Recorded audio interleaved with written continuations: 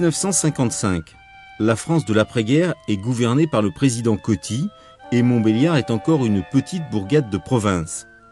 Le site de Sochaux compte presque 15 000 salariés et accueille la production de 403. Voilà, nous sommes arrivés. Vous êtes à Sochaux. Le site de Sochaux est encore traversé par la route nationale qui ne le contournera que plus de 15 années plus tard. D'un côté la forge, la fonderie, l'emboutissage, de l'autre la carrosserie, la direction siège dans les grands bureaux. Allô, allô, centrale, envoyez chaudière numéro 3 pour emboutissage. Merci.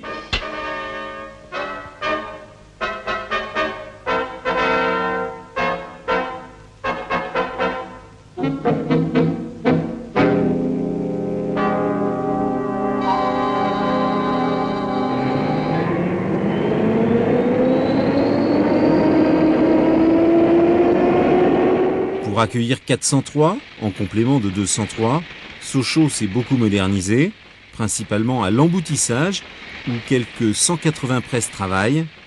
On y consomme un tiers de l'acier aujourd'hui consommé sur le site. Ces mastodontes puissants et infatigables peuvent même être disciplinés au point de travailler en chaîne continue. Ces 6 presses de 400 tonnes chacune se relaient inlassablement pour fabriquer de A à Z les panneaux intérieurs de porte en partant de la simple feuille de tôle.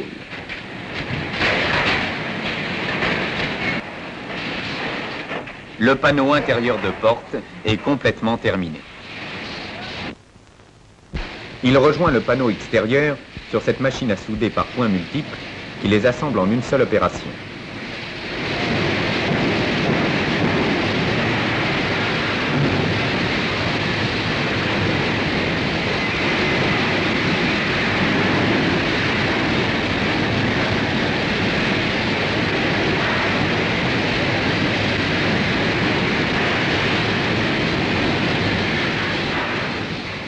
Toutes les pièces embouties, découpées et contrôlées passent à l'atelier de tôlerie qui fabrique les caisses.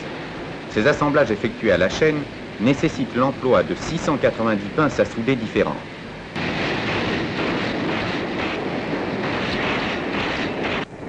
Les caisses arrivant de l'emboutissage sont d'abord décapées dans les tunnels de dégraissage de façon à ce que la tôle soit parfaitement propre.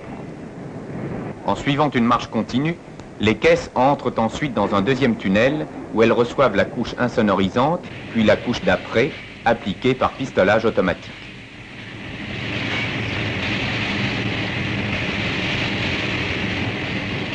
L'après est séché dans un tunnel à lampe infrarouge. À ce stade intervient un premier contrôle, permettant de relever et de faire corriger les défauts éventuels. Les caisses sont séchées à l'infrarouge, qui assure la cuisson de la laque à 130 degrés centigrades. Au sortir des étuves, les caisses sont contrôlées, on pourrait dire scrutées littéralement par des yeux infaillibles et des mains expertes à déceler le moindre défaut ou la moindre anomalie. C'est la dernière phase de la fabrication des caisses nues. Elles ont encore à parcourir les 600 mètres de la chaîne finition, au long de laquelle elles seront munies de tous les accessoires, insonorisés et garnis intérieurement.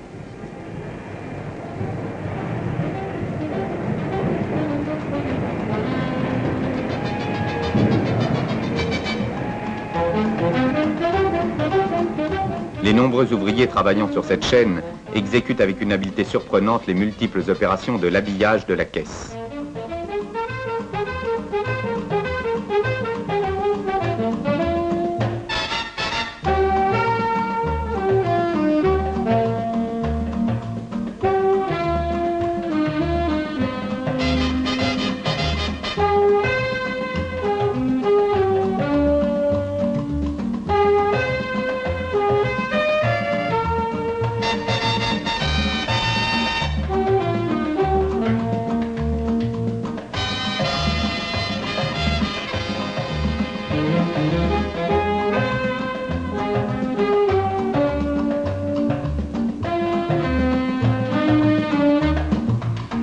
Regardez par exemple comment on monte un pare-brise.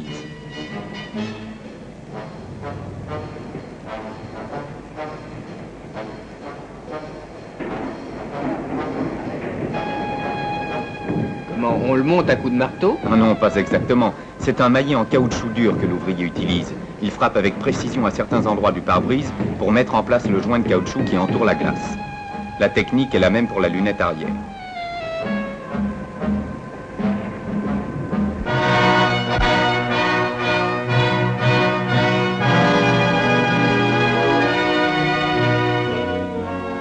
Les caisses sont descendues avec précaution par un palon électrique sur les ensembles mécaniques correspondants.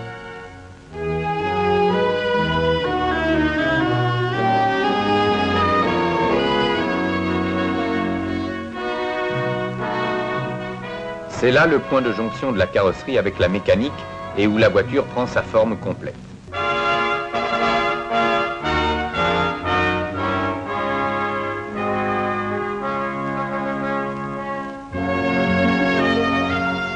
Je vois que des ouvriers travaillent aussi sous les voitures. Oui, pour fixer définitivement les organes mécaniques à la caisse.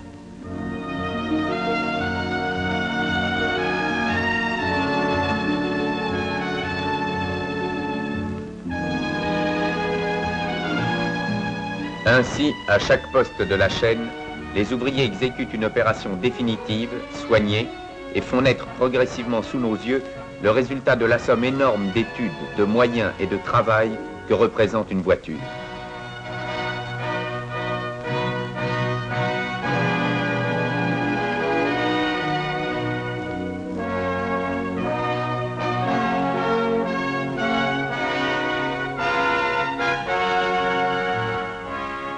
Un doigt presse un bouton et la voiture complètement achevée devient enfin une automobile.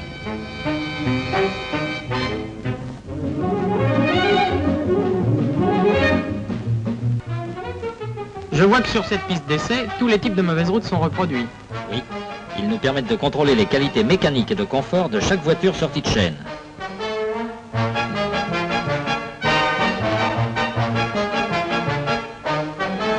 Voilà, nous sommes arrivés au terme de la visite. Laissons les voitures aller vers leur destin. Monsieur Lebrun, nous n'oublierons jamais cette journée passée à Sochaux. Oui, nous ne savons comment vous remercier. Je vous en prie.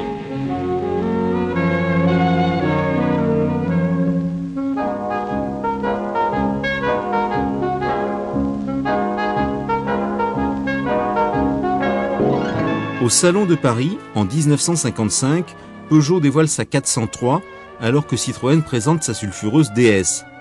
Dans l'insouciance de la France des 30 Glorieuses, le Lion commercialisera plus d'1 million de 403.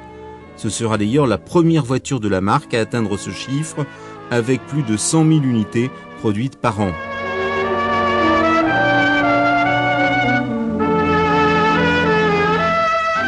Adage de l'époque, ce qui sort de Sochaux est par tradition éprouvé.